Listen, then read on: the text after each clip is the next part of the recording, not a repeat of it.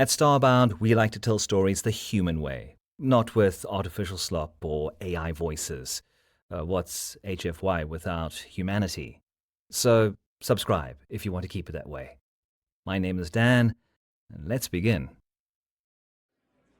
Deep space, Preston on the Gormuan survey vessel, Unblinking Eye. A silent, freezing void. Inside, the ship's atmosphere hummed with a monotony that matched the sterile star systems on their charts. Governor Torman stood on the command deck, his pressurized suit adding bulk to his slender Gormuan frame, the severe, functional grey fabric. He scanned the displays with his primary ocular sensors, the organs shifting fluidly to process a spectrum of data as he sought any deviation from the emptiness. For a full 10-day, they charted this galactic arm, a region the Mandate's cartographers had already dismissed as barren. The assignment was tedious, a career-stalling dead end. "Anything, Sub-Director?" Torman's voice was a low rumble, like strata shifting deep underground. Sub-Director Orris, whose suit lacked the governor's imposing bulk, flinched at the address. He adjusted his own ocular sensors toward a perplexing return. "An anomaly, Governor. A significant one." He pointed at the main view screen. "The space ahead absorbs gravimetric and energy readings entirely. A complete sensor dead zone. Yet, visual and LiDAR confirm a solid object." On the screen, a shape resolved from the blackness, eclipsing the distant glitter of stars. The vessel's scale defied the logic of stellar engineering as the Mandate understood it. Its hull was a single, seamless surface, its lines sweeping back from a single point in uninterrupted curves. The teardrop-shaped hull absorbed the unblinking eye's sensor pings, leaving only silence. It drifted, inert, beside the ghost of a star that had burned out billions of years ago. "Life signs," Torman rumbled, leaning forward, his posture shifting from languid oversight to sharp attention. "The vessel is biologically inert, Governor," Orris said, his voice tight. "The power signature is baffling, Governor. No conventional drive or reactor readings, yet the ship is radiating a low-level, coherent energy field that masks its internal systems. It's powered, but in a way our sensors can't resolve. It is dormant, but not dead." He brought up a magnified image, tracing a section of hull where a faint, elegant script etched the surface. "The language is new to our databases, archaic in structure. The ship's origin, based on residual FDL radiation decay. It's from outside this galaxy." Torman's vocalizer emitted a sharp click. A derelict from another galaxy. An artifact of a lost, forgotten people. The propaganda value was immeasurable. The Emperor, Charon the Unbroken, prized such relics. They served as symbols of the Mandate's reach, proof that all other civilizations inevitably failed and fell to ruin. Their remnants for collection and display by their betters. This promised more than a political victory. But this was a legacy. "It is a museum." His declaration resonated through the command deck. "And we are its new curators. Sub-Director, prepare a boarding party. Standard hostile environment protocols. I will lead it myself." "Governor," Orris protested. "It is a complete unknown. The material science alone surpasses our understanding. To board ahead of a proper quarantine or long-range scan is a substantial risk. Breaking protocols this way invites catastrophe." Torman pivoted his head, his ocular sensors focusing on the Sub-Director. "I note your caution, Orris, and it is the exact reason you are a Sub-Director, and I am a Governor. The greatest rewards go to those who accept the greatest risks. This is more than a risk. It is an opportunity, a prize for seizing, not for timidly studying from afar." He gestured to the silent giant on the view screen. Imagine presenting this to the Emperor, a testament to a civilization that crossed the intergalactic gulf only to die here, at the edge of his domain. It will be the centerpiece in the Imperial Palace, and my name will echo with its glory. Horus lowered his head in submission. As you command, Governor. The boarding shuttle detached from the unblinking eye, a dust mote approaching a monolith. As they drew closer, the derelict's hull filled their viewports, blotting out the stars. They found a large hangar bay, its doors sealed but showing signs of an external power coupling. "It's a universal welcome port, sir," the lead engineer reported over the comms. "Open protocols for power and data." With surprising ease, the Gormuan connected their equipment to the ancient port, and the colossal doors irised open in absolute silence. Their movement so smooth it felt unreal. The shuttle landed on the hangar deck with a clang that echoed in the dead air. Governor Tormund stepped out, his environmental suit giving a soft hiss. The air was breathable, thin but clean, maintained at a minimal level by some unseen, persistent system. The gravity was a comfortable 1G. The lights in the hangar flickered on as they entered, a warm glow that seemed to track their movements. "It's Tormund," Horus whispered over the comms, a tremor in his voice. "It is waiting for a master," Tormund boomed, "and we have arrived." He gestured his soldiers forward, their heavy armored boots thudding on the deck. "Catalog everything. Handle the artifacts with care. This is a gallery, and we must treat its contents with the respect due to Imperial property." The boarding party followed a corridor lit by a soft glow deeper into the silent vessel, which the translated script named Ark. The vessel was less a ship and more a world unto itself. They passed through the corridors that opened into vast, cavernous chambers, each a pristine diorama of a dead world. One chamber was a forest of towering red trees under an artificial sun that mimicked a star absent from Tormund's charts. Strange, six-legged creatures, preserved by a stasis field of unfamiliar design, stood frozen in mid-stride by a clear stream. The Gormuan troopers, bred for war and conquest on barren rocks and fortified stations, stared, their mouths agape. They had seen conquered worlds stripped of their resources and culture. Yet this was new to them, a world remembered. Another chamber held a city, a labyrinth of slender towers and intricate bridges under a sky of swirling, projected nebulae. A faint, ethereal music drifted from unseen sources, a melody of such complexity it transcended the Gormuans' rigid structural understanding of sound. They passed through art vaults filled with sculptures that defied gravity and paintings that seemed to shift and change, telling stories in sequences of color and light. They walked through libraries where data shards held the literature of 1,000 worlds, the history of a people who celebrated difference instead of crushing it. Governor Tormund saw it all as magnificent, decadent proof of a failed race. "Look at this," he said, gesturing to a mural depicting dozens of different species joining hands. "Disorder, weakness. They embraced the alien, and it led them to extinction. They squandered their resources on art and sentiment, leaving warships and fortifications unbuilt. A lesson for the ages." His soldiers, however, hesitated. They touched the sculpture's smooth surfaces and stared into the painting's endless depths. The desire to possess these things warred with an aching sense of loss for a people they had never known. Their survey teams located what seemed to be the core of the Ark's preservation systems, a massive cryo bay.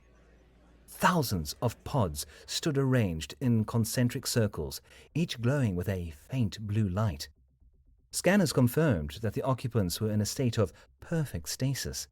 Their biological processes halted for what the ship's logs indicated were millions of years.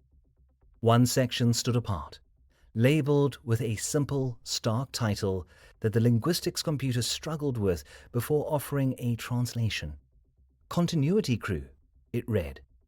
Tormund's translators, lacking cultural context, rendered it as archival staff. The librarians, Tormund chuckled. The ones who kept the museum dusted. He scanned the manifest. The manifest listed specialists of every kind. Exoflorists, historians, engineers, artists. And one title stood out. Commander, Security and Incident Response. This one, Tormund said, pointing to the pod. He will be an ideal symbol, a glorified god, the last remnant of a forgotten people. We will revive him. He will stand before the Emperor and speak the name of his dead civilization, and then he will kneel. A fine piece of political theatre. Orus urged, Governor, is that wise? Reviving a member of their security staff? What if he is hostile? Hostile, Tormund scoffed, the sound echoing in the vast chamber. He has been asleep since before our ancestors learned to smelt iron. His world has vanished. His people are dust. What can one man do against the Gormuan mandate's might? He will be a broken, weeping relic. Prepare the revive sequence. I wish to be the first thing he sees when he awakens to his new reality.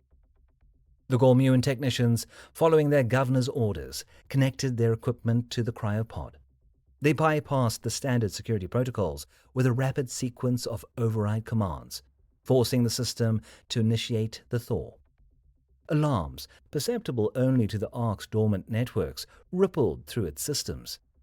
Inside the pod, the process began. Cold. The first sensation was a deep, pervasive cold, a memory of long sleep. A slow, creeping warmth followed, like dawn spreading over a frozen landscape.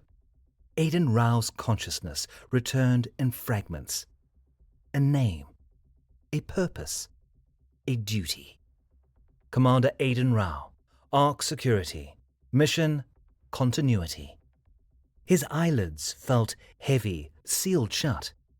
A low hum filled the pod, the gentle thrum of the revival sequence.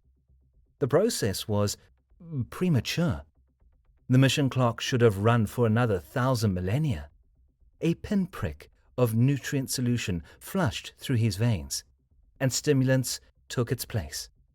His muscles, atrophied by eons of disuse, twitched and spasmed as the pod's systems eased them back online. Another sensation followed. His command interface implant, a sliver of circuitry woven into his cerebral matter, fed a flicker of sharp, urgent data directly into his optic nerve. The implant had its own power source, a microfusion battery designed to outlast the star that had warmed his homeworld. It booted up, connecting. Link established. Ark Command Network. Alert. Unauthorized access to Cryovault Aurelia 4. Forced revival sequence initiated on Pod 01 Alpha. Alert. Unidentified biologicals present in Cryovault. Life signs 24. Alert. Foreign vessel docked at Hangar 3. Hull breach detected. The alerts cut through the fog of his reawakening, and his training took control. This was a deliberate act, an intrusion. The pod hissed, a final release of pressure, and the translucent canopy retracted. A harsh, clinical light flooded his vision. He forced his eyes open. The world resolved into grey uniforms, the stark lines of their armor and weapons. alien weapons. Tall, imposing figures with complex ocular sensors carried heavy-looking rifles. One of them, larger than the others, stood over him, its posture radiating arrogant triumph. "Behold," the alien boomed, his implant translating the sound into his mind with a slight metallic delay. "The last man. Awake, relic, and witness the Gormuan mandate's glory. You are now property of Emperor Charon the Unbroken." Aiden focused. The armed soldiers, the contempt in the leader's stance, the room's tactical layout, the hostiles' position relative to the other pods, the control consoles they had crudely patched into. His implant fed him telemetry. The aliens' energy weapons ran on external power cells. Environmental seals contained the room. The Ark's internal defense systems were dormant but online, awaiting his command. He remained motionless, silent. He just breathed. The first conscious breath in an age. The scrubbed air of his pod tasting of sterility and finality. He let the alien governor, Tormund, savor what the aliens saw as victory. His implant authenticated him to the pod's local systems. He moved his right hand, though numb from cryo, to a small, recessed panel on the pod's inner wall. He found the controls. He triggered it with a thought. Local emergency protocol. Incapacitate. Governor Tormund watched the man, waiting for the expected reaction. Fear, confusion, despair. The man's expression was placid, his deep brown eyes calm. He scanned the room with a detached curiosity. It was disappointing. "Speak," Tormund commanded. "Tell me the name of your failed race, so that we may add it to the grand catalogue of vanquished peoples." The man blinked deliberately, and then the room turned on them. A sound, high and piercing, erupted from the cryopod. The sound was a focused sonic frequency targeted at the Gormuan's auditory range. Tormund felt a searing pain in his head, as if something vibrated his skull apart from the inside. His vision dissolved into a blinding white static. The Gormuan soldiers screamed, dropping their rifles and clutching their helmets as the frequency overloaded their sensitive auditory organs. They collapsed to the floor, twitching and unconscious, their nervous systems temporarily scrambled by the pod's emergency biostatic induction pulse. Tormund fought it for a moment, his massive frame shuddering, before he rolled his eyes back and crashed to the deck. Before the first Gormuan collapsed, a deep, resonant clang echoed through the bay. Heavy blast doors, meters thick, slammed down over every entrance, sealing the cryobay. Aiden sat up, the movement slow and deliberate, as his muscles protested the long hibernation. His internal display lit up with status reports. Cryovault lockdown complete. All hostiles within neutralized. Force deployed, non-lethal parameters authorized. He swung his legs over the pod's side and set his bare feet on the cold deck. He was wearing a simple, grey utility suit. He assessed the unconscious aliens, his expression calm. He walked to the main cryobay control terminal, the one the Gormuan had crudely bypassed. His palm settled over the scanner. The terminal chimed, recognizing its commander. On the screen, he isolated the breached corridors leading from Hangar 3. Vent atmosphere. Pressure reduction to non-lethal levels. Secure hostiles. Red alerts flashed in the corridors outside the bay, and the hiss of escaping air was the only sound. The Ark was responding to its vanguard. He had contained the immediate threat. The larger threat remained. Aiden stood, stretched, and felt the ache of 1,000,000 years settle in his bones. He had a ship to secure, and he needed his team. Aiden to Ark Command. Initiate revival sequence for Pod 02 Beta, Dr. Inez Zeleny, and Pod 03 Gamma, Chief Engineer Katya Orlova. He walked over to a nearby console, his implant connecting to it wirelessly. He bypassed the Gormuan's crude hack and brought up the Ark's primary status display. The ship was in a stable orbit around a dead star in an unfamiliar galaxy. One hostile ship remained docked. His crew was asleep, and he had 24 unconscious intruders. He took another deep breath. The mission parameters had changed.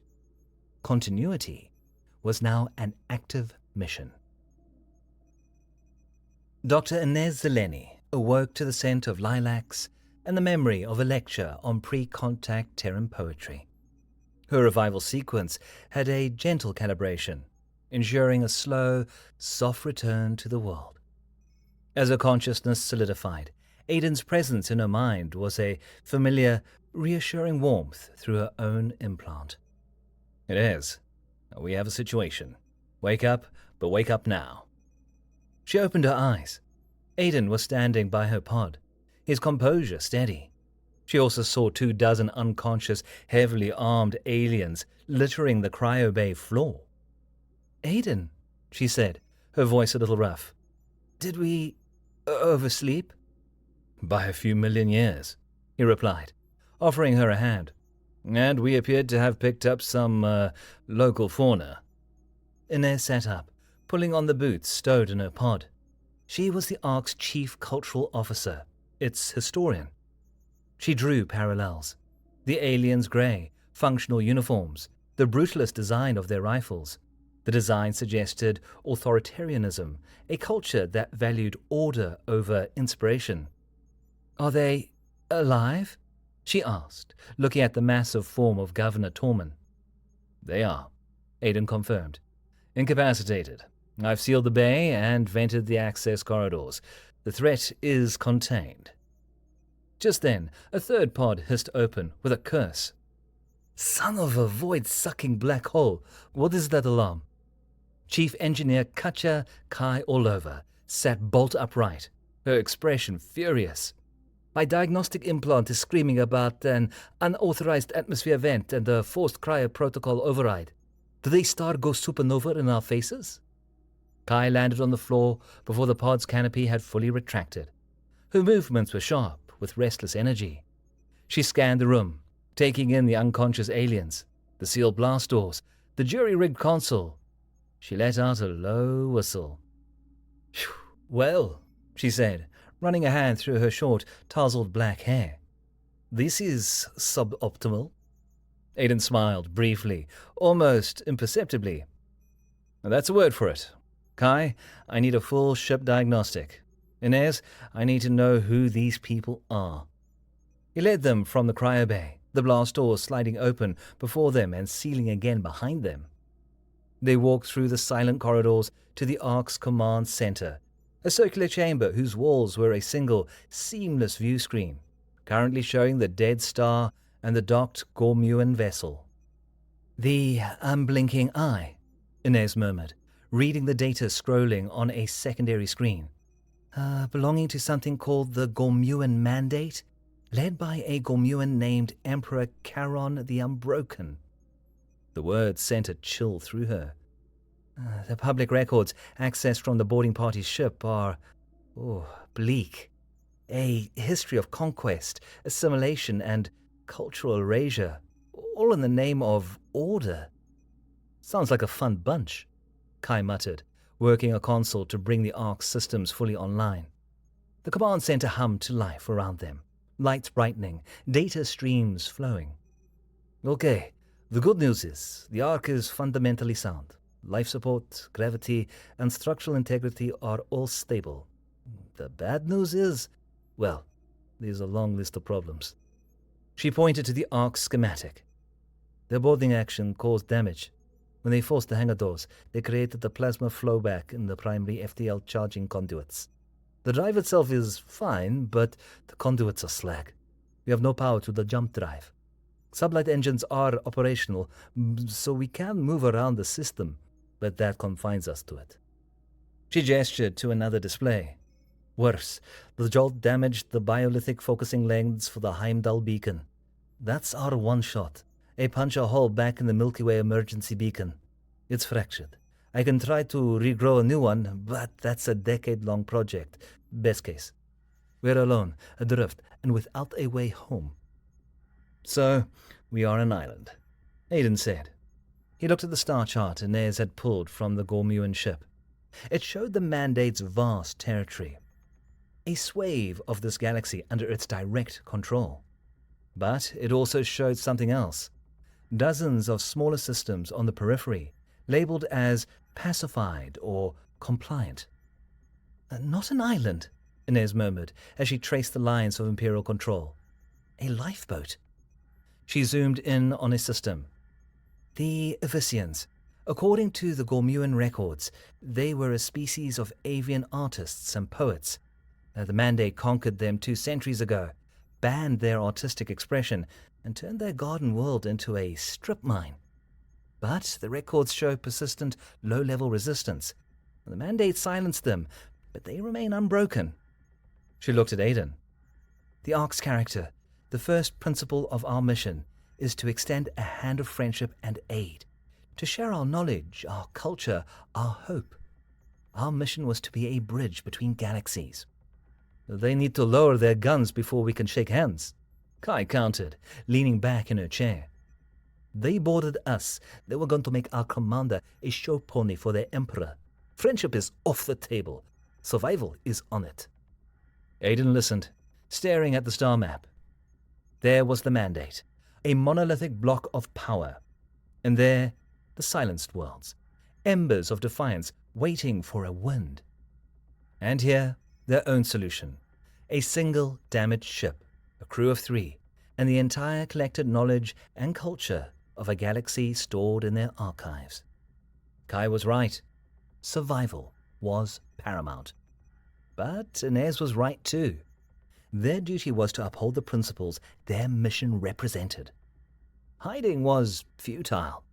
The Ark was too large, and the Gormuan knew of its existence. Their broken FTL drive left them with one course of action. We will honor the charter, Aiden said, his voice quiet but absolute. A new weight settled in the command center. But we'll do it from a position of strength. We are a vanguard. He turned to his team.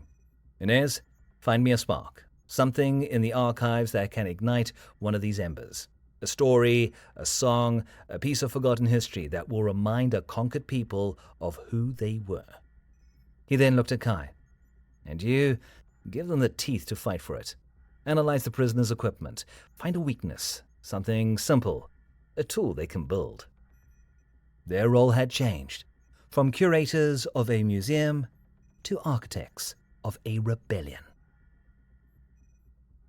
Inez immersed herself in the Ark's digital archives, an information repository so vast it contained entire universes of thought.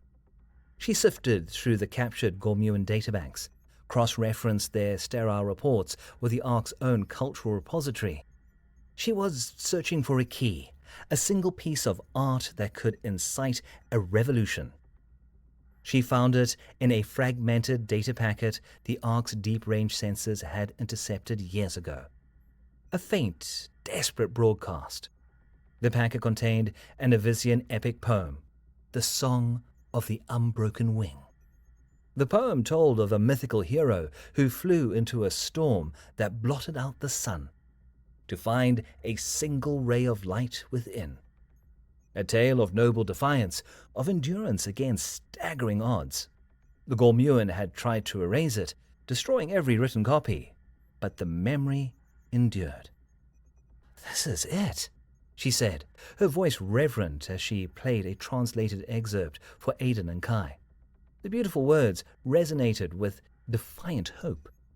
Meanwhile, Kai had taken over an engineering lab with a disassembled Gormuan pulse rifle.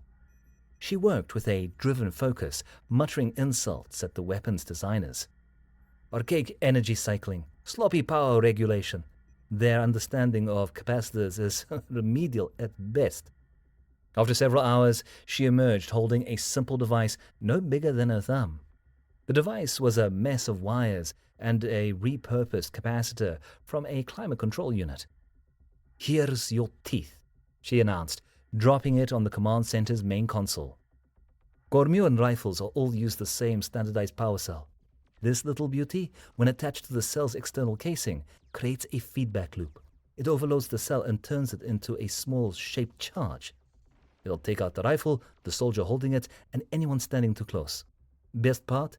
You can build the parts from any standard Gormuan atmospheric processor. The ingredients for their own destruction surrounds them. Aiden looked from the poem on one screen to the schematic of Kai's device on another. A story of hope and a tool for liberation. The two formed a synthesis of their new purpose. Package them, he ordered. The poem and the schematic. Use the captured ship's comms system. It still carries Gormuan security codes. It should bypass the network's detection protocols. Find a known resistance cell on the Avician homeworld and send it. An anonymous gift. Kai grinned, a rare, sharp expression. Consider it delivered. With their first shot fired in a war they had just declared, the Ark had to transform. The quiet, peaceful vessel of knowledge had to become a fortress. The task fell to Kai, and she attacked it with glee. The Ark's design prioritizes endurance over combat, she explained to Aiden as they walked through a chamber with the soaring scale of a cathedral, a space that once housed kinetic sculptures. The builders designed it to survive micrometeorite storms, radiation bursts, and gravitational anomalies. It has teeth. They're just unconventional.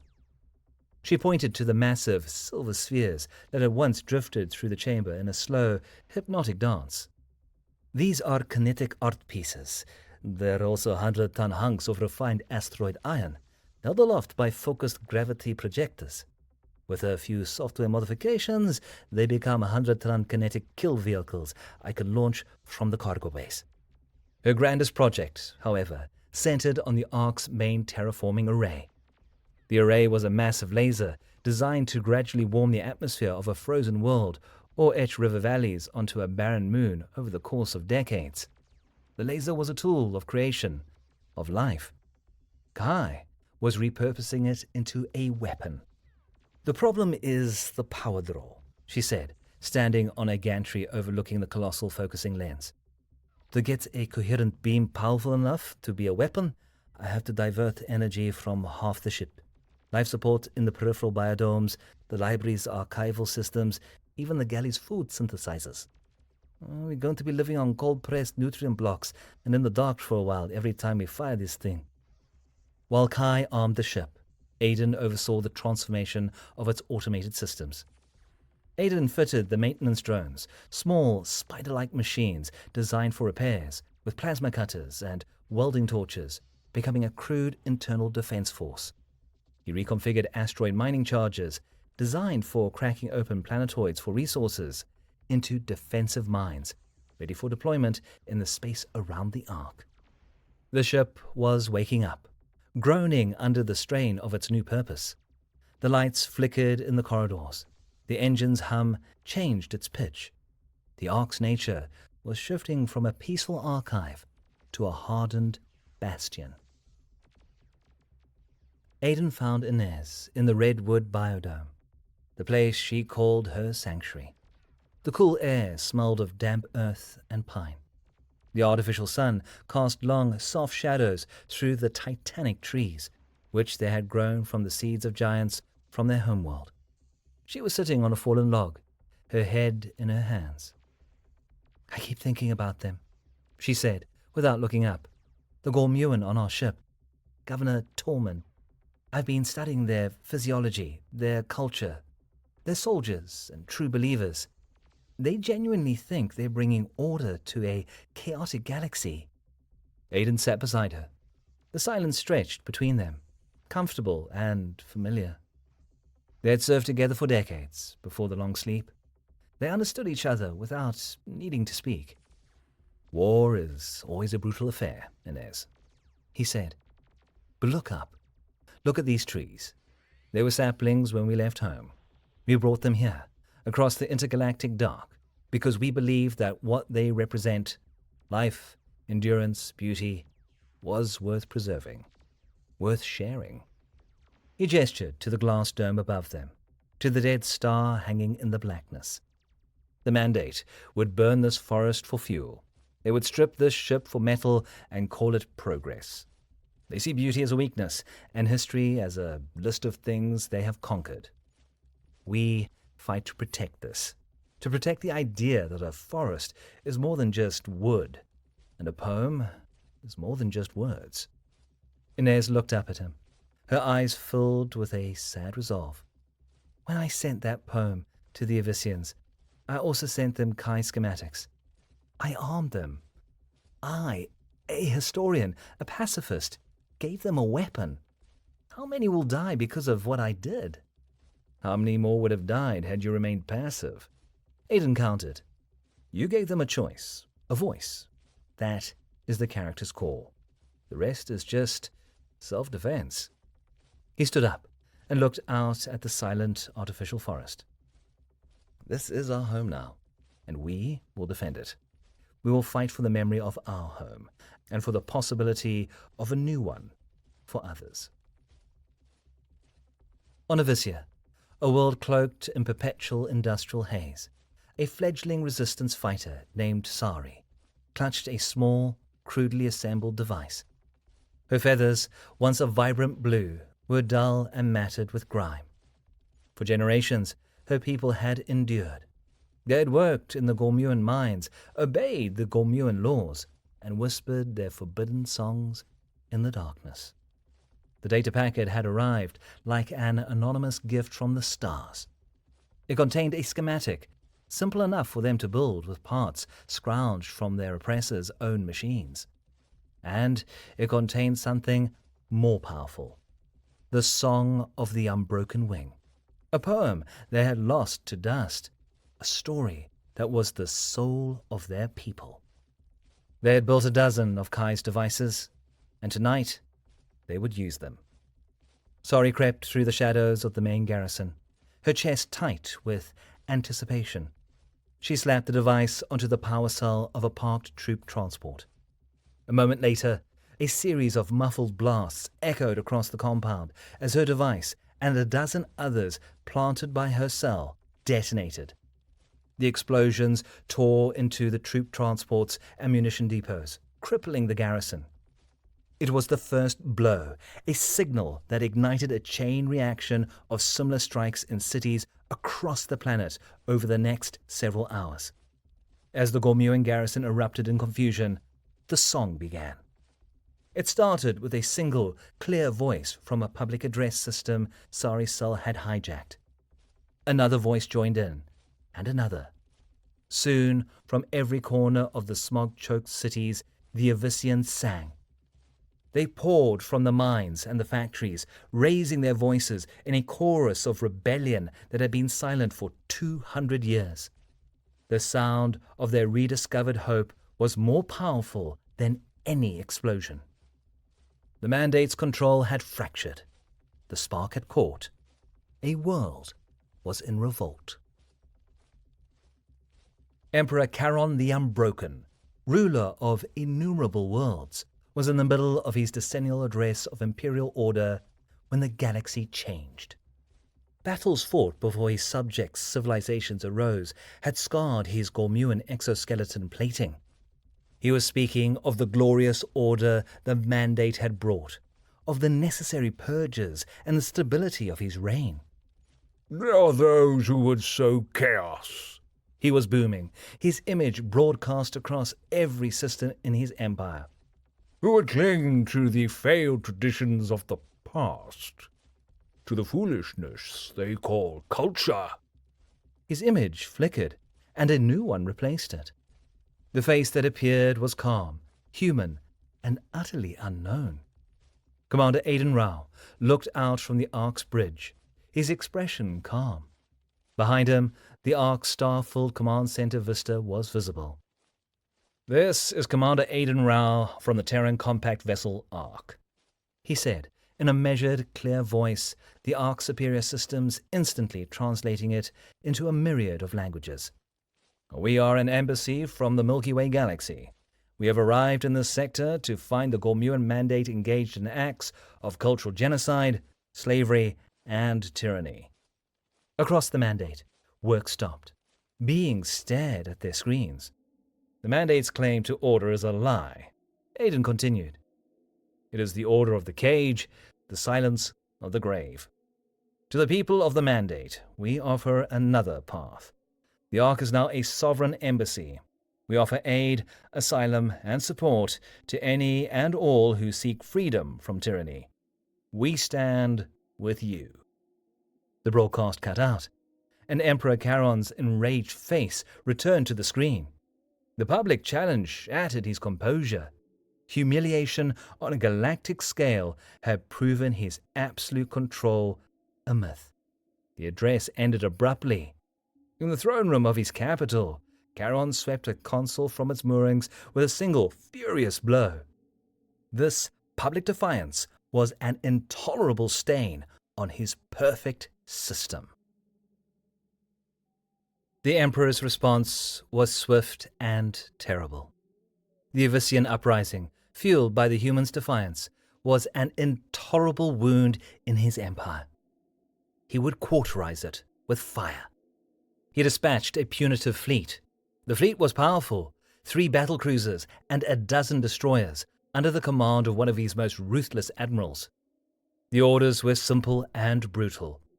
First, reduce the Abyssian homeworld to a cloud of radioactive ash, an example to any other world that might harbor rebellious thoughts. Second, find the museum piece, the Ark, and obliterate it. The fleet translated from FTL space near the dead star, their sensors immediately locking onto the Ark's colossal form. It was just sitting there, silent and waiting. Admiral Koss, a veteran of 100 pacification campaigns, sneered from the bridge of his flagship. So, this is the great embassy. A single derelict showing no weapons signature. They're either fools or have a death wish. Sir, the tactical officer reported, we are detecting multiple energy signatures, identical to the target. They are appearing all over the system. Koss looked at the holographic command tank. A dozen duplicates of the Ark had flickered into existence, scattered across millions of kilometers of space. Ghosts, he scoffed. Sensor decoys. Sir, his tactical officer reported, his voice tight. The phantom signals are mimicking FTL coil signatures. The mimicry suggests they have allies, preparing to scatter. Doctrine dictates we run down every hostile vessel before it can regroup. Koss's vocalizer clicked. The officer was right. It was a standard insurgent tactic. We will adhere to doctrine, Koss roared. Split the fleet. Each battle group will take a quadrant, run down every signal, seal every path of escape. I will take the central target myself. Full speed ahead. He had taken their bait. From the Ark's command center, Kai watched the Gormuan fleet split up, a sharp smile on her face.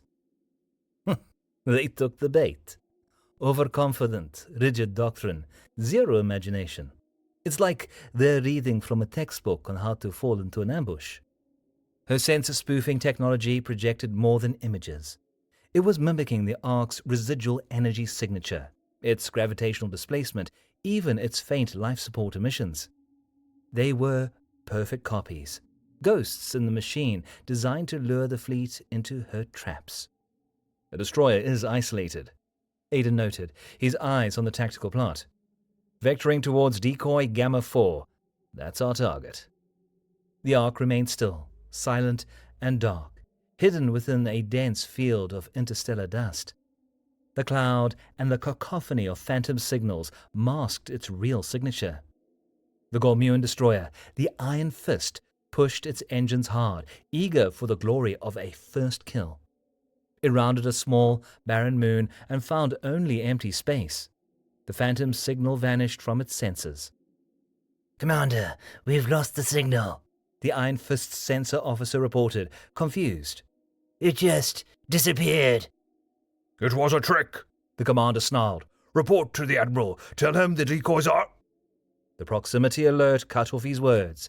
A dozen objects, previously hidden and inert, activated their magnetic clamps, attaching themselves to his hull. They were the repurposed asteroid mining charges Kai had prepared. Before the commander could give an order, the mines detonated. A concussive force delivered simultaneously across the ship's spine sent a shuddering shockwave through its systems. Power conduits ruptured, the engines sputtered and died. Weapon emplacements sparked and went dark. The Iron Fist was crippled, dead in the water. The Ark emerged from the dust cloud, a silent giant. A beam of intense, brilliant light lanced out from its prow. The terraforming laser, focused to a razor's edge. It sliced off the disabled destroyer's primary weapon batteries with an ease that suggested contempt. A channel opened, Aiden's calm face appearing on the Iron Fist's emergency bridge monitor. "This is Commander Rao from the Ark," he said. "We have disabled your vessel. Your weapons are offline. We are offering you a choice. Surrender yourselves and your ship into our custody. We will treat you with dignity and hold you as prisoners of war under the Articles of the Terran Compact. Or refuse, and we will vent your life support into space. You have 5 minutes to decide." The Gormuan crew stared in stunned silence. Surrender. They only knew victory or death. Mercy was a foreign concept. The commander, his face a mask of disbelief, made the choice his circumstances dictated. He surrendered. The next 2 years saw the rebellion grow. News of the disabled destroyers and the humans' shocking offer of mercy spread as whispers on illicit channels. Kai's sensor ghosts and repurposed mining charges proved devastatingly effective against a fleet expecting a conventional battle, allowing the Ark to isolate and neutralize its targets one by one. From then on, they only disabled Gormuan ships, taking the crews prisoner and stripping the vessels for parts and intelligence. Inez became adept at tailoring cultural aid packages for each oppressed world. For a species of warrior poets, she sent tales of heroic last stands. For a race of brilliant engineers, she sent advanced power generation schematics. For a society built on communal ideals, she sent the philosophical treatises of the human enlightenment. Each packet was a catalyst. The Mandate, for the first time in centuries, was on the defensive. Rebels harassed their supply lines, their garrisons overthrown. Their monolithic empire was beginning to crack, its forces stretched thin, trying to stamp out fires that were appearing everywhere at once. Humanity provided the tools. The oppressed fought the war for themselves. Emperor Charon the Unbroken sat on his throne of black iron, the reports of failure and rebellion piling up around him. He had underestimated the humans. He had seen them as chaotic relics, a brief disorder that he would purge. Their strategy was beyond his comprehension. They weaponized hope. He faced a form of warfare beyond his understanding, and it was tearing his empire apart.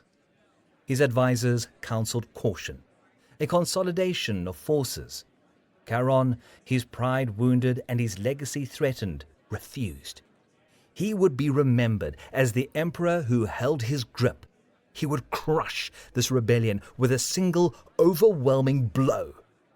"Recall the grand battle fleet," he commanded, his voice a low growl that shook the throne room.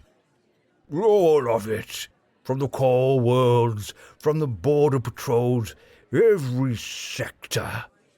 Strip the capital of its vanguard if you must." The recall was a logistical undertaking that would take another year to complete, stripping his empire of its strength to forge a single, overwhelming hammer. "They will converge on the dead star system where the human ship hides. I will go there myself. I will watch as my fleet grinds their precious ark into dust, and I will broadcast that dust to every corner of the galaxy. I will remind them what true power is, I will show them the price of defiance. It was a gambit. To pull his entire fleet from across the galaxy, exposing his own core worlds, was an act of supreme desperation, born of arrogance. But Charon saw this as his only path. He would stake his entire empire on one final, decisive battle. On the Ark's bridge, the holographic command sphere swarmed with crimson icons. Hundreds, then thousands of Gormuan fleet signatures were appearing at the system's edge. A wave of ships converging on their position. "Well," Kai said, her voice quiet as she stared at the odds. "I guess the Empire is a little upset." She turned to Aiden, her expression grim. "Good news is, I finished it. The Heimdall beacon is online. That decade-long project got a lot shorter once we started stripping growth frameworks from those captured Gormuan ships. Their tech is crude, but I cannibalized enough of it to build a scaffold and accelerate the biolithic regrowth. It's unstable. It'll be a one-time shot, and the power feedback will probably slag the entire system. But it is ready." Aiden looked at the approaching fleet. He looked at the faces of Kai and Inez, his crew, small but brilliant and defiant. They had accomplished something astounding, cracking an empire. Survival against this, however, was unlikely. "And the bad news?" Inez whispered. "The bad news is that the state of the Terran Compact is an unknown after 2.5 million years," Kai replied. "The Milky Way is 2.5 million light-years away. We are sending a message to ghosts." Aiden stood before the main view screen, watching the approaching swarm. Hope was a weapon, but it was also a shield. And sometimes it was a prayer sent out into the darkness between galaxies. "Send it," he said. Kai nodded, tapping a rapid sequence on her console. A deep, resonant hum filled the Ark as power diverted from every non-essential system into the beacon. The lights dimmed until the screen's glow lit the command center. For a single, breathtaking moment, the Ark shone with the light of a newborn star, pouring all of its hope into a single, focused tear in space-time. A message hurled through the intergalactic abyss. The light vanished in an instant, and the beacon went dark forever. The Ark waited. The Gormuan Mandate's grand battle fleet drew its ring of death tighter around them. And then, new signatures appeared on the sensors. They matched no known Gormuan class, a chaotic jumble of ship designs. Old freighters with cannons welded to their hulls. Sleek Abyssian interceptors, their blue markers a proud slash of defiance. Dozens of ships, then hundreds, dropping out of FTL all around the Ark. A voice crackled over the comms, filled with the melodic chirp of the Abyssian language. It was Sari. "Embassy Ark, this is the Free Abyssian Fleet.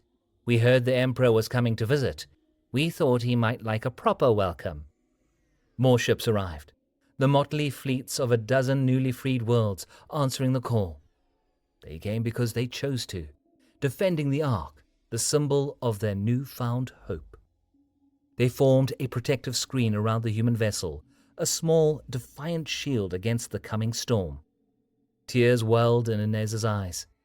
"They came," she whispered. "They all came." Aiden watched the small ships take their positions, a fleet born of poetry and schematics. A profound pride filled him. Whatever happened next, they had already won. Fire! Emperor Charon commanded from the bridge of his flagship, the Unbroken Will. The Gormuan Grand Battle Fleet unleashed a barrage of plasma and laser fire. The small Allied ships fought with desperate bravery. Their shields flared and died, their hulls buckled and broke, but they held the line, buying the Ark precious seconds. The Ark's own shields glowed under the onslaught, their energy draining at an alarming rate. The terraforming laser fired, a brilliant lance of light that gutted a Gormuan battlecruiser. But it was a single strike against an ocean of enemies. "Shields at 12%, Kai reported, her voice strained. Hull breaches on decks 4 and 9. Hard destruction is imminent. Aiden braced himself against the shuddering deck. On the view screen, the Gormuan fleet prepared for the final killing blow. This was the end. But it was a good end. And then, behind them, space itself tore open. There were smooth, focused tears in space-time, gravitational rifts that opened like multifaceted eyes in the dark. From them emerged ships, dozens of them. They were sleek, powerful, and utterly alien to this galaxy. Their hulls were a dark, shifting alloy, and they moved with a purpose that made the Gormuan ships seem clumsy and archaic. The Gormuan fleet ceased its fire, its commanders staring in stunned silence. A calm, confident speaker cut across all channels, in every language, with a clarity that made the Ark's own translators seem crude. Embassy Ark, this is Admiral Salen from the Terran Compact 9th Fleet. We received your status report. Looks like you found some local troublemakers. The lead human ship, a vessel easily 3 times the size of Karen's flagship, glided effortlessly between the Ark and the Gormuan fleet. Its weapon ports slid open, glowing with a power that made the Mandate's best technology look like firecrackers. We're here to assist. Emperor Charon stared at the scene, the arrogance that had defined his long life cracking, replaced by a dawning dread. His grand battle fleet found itself trapped between a successful rebellion and a technologically superior armada. On the Ark's bridge, Aiden Rao allowed himself a small, wary smile. He looked at his crew, at the Allied fleet holding its ground, and at the astounding sight of the cavalry arriving from across the universe. The long sleep was over. Humanity was awake, and the balance of power in the galaxy had changed forever.